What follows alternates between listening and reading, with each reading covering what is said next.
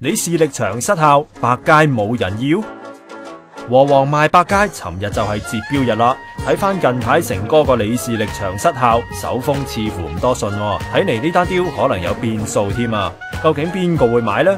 華創、國產嘢 no way， 吉之島前身嘅永旺，日本嘢都好啲咯。當大家等緊消息睇下邊個嚟爭嘅時候，和黃官方網頁就發出公告啦，重申和黃旗下屈臣氏集團就其零售業務百佳超級市場所進行嘅策略性評估仍在進行中喎。直至琴日，屈臣氏都冇就佢嘅評估設定完成日期，是次評估亦都唔一定會達成任何交易。咁即係點啊？睇嚟就似買家出價唔夠好，反應麻麻地啦，所以無限期評估出售事項，或者係和黃開價太進取啦，加上百佳好多鋪都係長實租俾佢，賣咗之後怕且長實勁加租，咁點算先？難怪買家都要諗過先啊！